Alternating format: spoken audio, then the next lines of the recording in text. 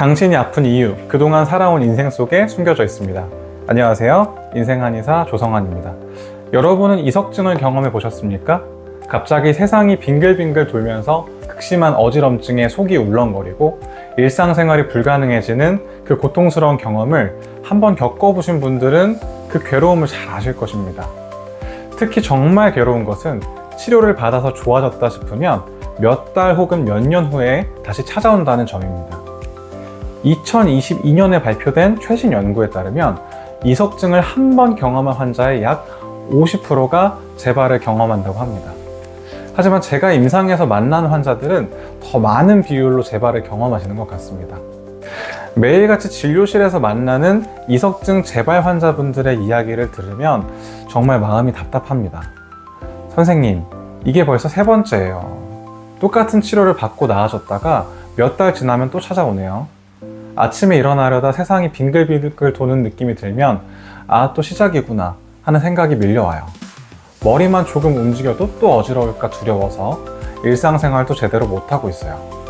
왜 저만 자꾸 재발하는 건지, 이걸 평생 안고 살아야 하는 건지 정말 답답합니다. 이런 고민을 가진 분들이 너무나 많습니다. 그리고 제가 실제로 임상에서 만난 환자들 중 이석증이 재발되는 환자 비율은 체감상 연구 논문에서 말하는 50%보다 훨씬 더 많았습니다. 자, 오늘은 최신 의학 연구를 바탕으로 이석증이 재발하는 원인에 대해 자세히 알려드리려고 합니다. 자, 먼저 이석증이 어떻게 생기는지 쉽게 설명해 드리겠습니다. 우리의 귀 안쪽 깊은 곳에는 전정기관이라는 부분이 있습니다. 이 부분은 우리 몸의 균형과 방향 감각을 담당하는데 여기에는 이석이라 불리는 작은 칼슘 결정체들이 있습니다. 정상적으로는 이 이석들이 이석막이라는 젤리 같은 막에 붙어 있어야 합니다. 하지만 여러 이유로 이 이석들이 떨어져 나와 귀 속의 반고리관이라는 관으로 들어가게 되면 문제가 생깁니다. 머리를 움직일 때마다 이 떨어진 이석들이 반고리관 안에서 움직이면서 우리 뇌에 잘못된 신호를 보내게 되는 것이죠. 그래서 실제로는 머리가 회전하고 있지 않은데도 세상이 빙글빙글 도는 것 같은 어지러움을 느끼게 되는 것입니다.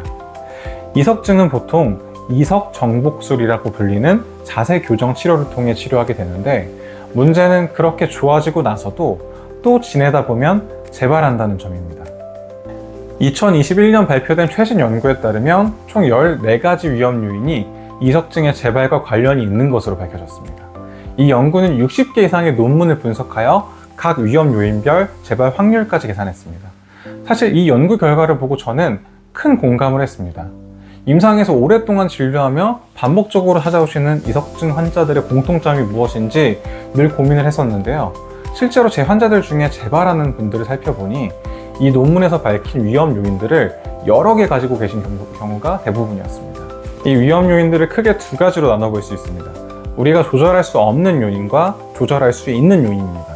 오늘은 특히 우리가 조절할 수 있는 주요 위험 요인들의 중점을 두고 설명을 드리겠습니다. 첫 번째, 고지혈증, 고혈당, 고혈압. 연구 결과 가장 높은 재발률을 보인 위험 요인은 고지혈증과 고혈압이었습니다. 고지혈증 환자의 경우 무려 67.8%가 이석증을 재발했고 고혈압 환자는 55.9%, 당뇨병 환자는 53.5%의 재발률을 보였습니다. 제 진료실에서도 가장 흔히 보는 패턴이 바로 이런 환자분들입니다. 특히 50대 이상 환자 중에 콜레스테롤 수치가 높고 혈압 관리가 잘 안 되시는 분들이 이석증이 재발하는 경우가 많습니다. 심지어 약은 처방받았지만 귀찮아서 또는 부작용이 있어서라며 제대로 복용하지 않는 환자분들이 이석증으로 반복해서 오시는 경우가 많습니다. 왜 이런 질환들이 이석증과 관련이 있을까요? 쉽게 설명드리자면 이 질환들은 모두 혈액순환의 문제를 일으킵니다. 고지혈증은 혈관벽에 콜레스테롤이 쌓여 혈류를 방해하고 고혈당은 피를 끈적끈적하게 만들고 고혈압은 혈관에 지속적인 압력을 가해 손상을 줍니다. 이런 혈류장애는 귀 안쪽으로 가는 혈액 공급을 방해하고 이는 이석의 건강에 직접적인 영향을 미치게 됩니다.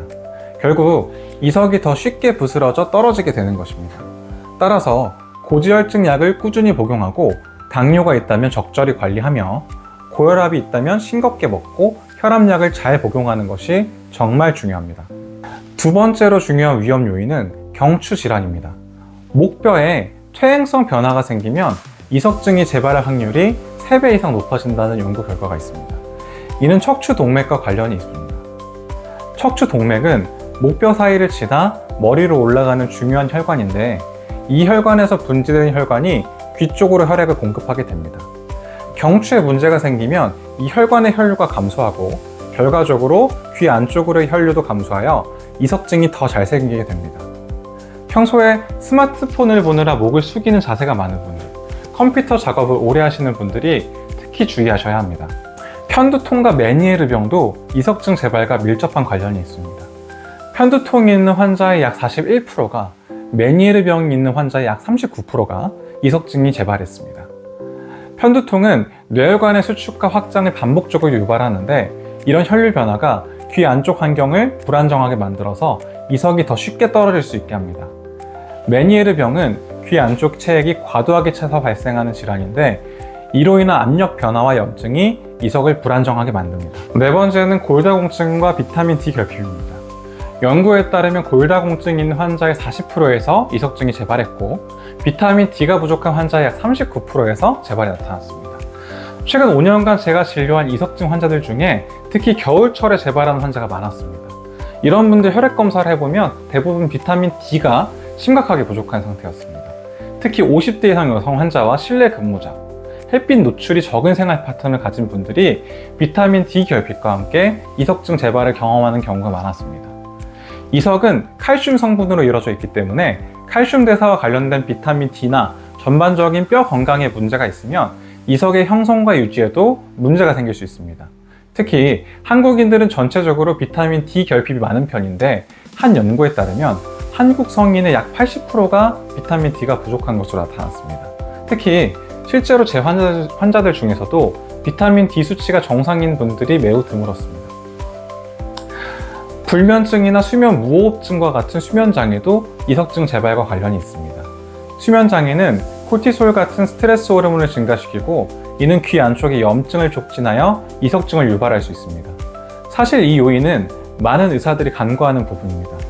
하지만 제가 어지럼증 환자를 보면서 알게 된 가장 놀라운 것 중 하나가 바로 수면과 이석증의 관계였습니다. 특히 수면 무호흡증 환자들이 이석증으로 자주 고생하는 것을 발견했습니다. 또한 불규칙한 수면 패턴을 가진 교대 근무자나 야간 근무자들에게서 이석증 재발이 흔한 것도 주목할 만한 점입니다. 만약 이석증이 자주 재발하는데 다른 뚜렷한 원인이 없다면 반드시 수면의 질과 패턴을 확인해 보시기 바랍니다. 신체 활동이 부족한 경우도 이석증 재발 위험이 높아집니다. 특히 오랫동안 누워있거나 앉아있는 생활을 하는 경우 이석이 제자리에 머물러 있을 가능성이 높아지고, 이것이 재발로 이어질 수 있습니다. 제 환자분들 중에는 종일 누워있거나 저녁 시간에 자는 것도 아닌데 TV를 보면서 계속 누워있는 분들이 많습니다. 이석증이 생기는 분들을 보면 활동량 부족, 운동 부족이 건강하지 않은 이석을 많이 만들고, 이석증이 빨리 없어지는 것도 방해한다는 것을 알 수 있습니다. 7번째는 스트레스입니다. 스트레스는 말 그대로 만병의 근원이며 이석증 재발에도 큰 영향을 미칩니다. 스트레스는 수면장애를 유발하고, 스트레스 호르몬이 코르티솔의 분비를 증가시키며, 이는 염증 반응을 촉진하여 이석의 불안정성을 높일 수 있습니다. 자꾸 재발하는 사람에게 첫 번째 스트레스가 도대체 뭐냐 라고 물으면 바로 어지럼, 이석증 재발에 대한 공포입니다. 특히 남편 문제, 건강 문제, 자녀 문제, 돈 문제, 시댁 문제 등이 우리의 스트레스 요인이 되곤 하는데요. 그런데 이석증이 있는 분들을 잘 보면 다음에 이석증이 또 생길까에 대한 두려움이 정말 큰 스트레스로 작용합니다. 위에서 설명드린 조절 가능한 위험 요인 외에도 우리가 조절할 수 없는 위험 요인들도 있습니다. 첫 번째, 외상. 교통사고나 두부 외상 후 이석증이 발생한 경우 재발률이 약 34% 정도로 높습니다. 특히 충격으로 인한 이석증은 정상적인 이석증에 비해 치료 효과가 떨어지고 완치가 어려운 경향이 있습니다. 두 번째, 나이가 많을수록 이석이 약해지고 떨어지기 쉽습니다. 65세 이상 노인의 경우 재발률이 51.29%에 달한다는 연구 결과도 있습니다. 세 번째, 성별. 여성, 특히 폐경기 이후 여성에게서 재발률이 높습니다. 여성은 남성보다 약 1.7배 더 자주 이석증이 재발하는데, 이는 여성 호르몬인 에스트로겐의 감소가 칼슘 대사에 영향을 미치기 때문입니다. 네 번째, 양측성 이석증.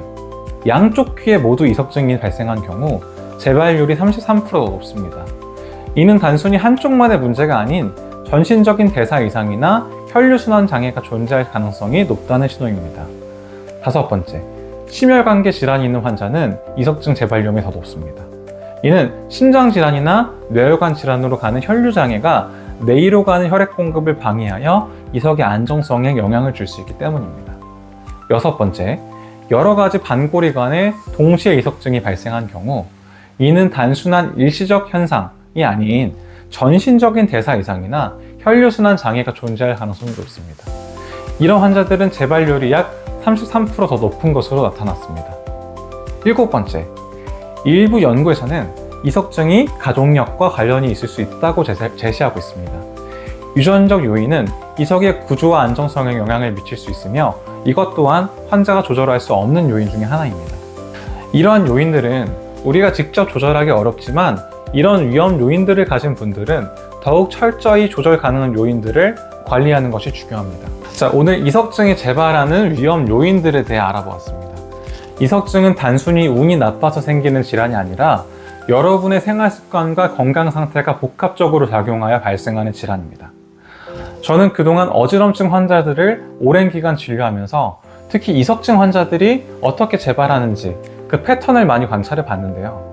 제가 많은 환자들에게서 발견한 가장 중요한 점은 단일 요인보다는 여러 위험 요인이 복합적으로 작용할 때 재발률이 급격하게 높아진다는 것입니다.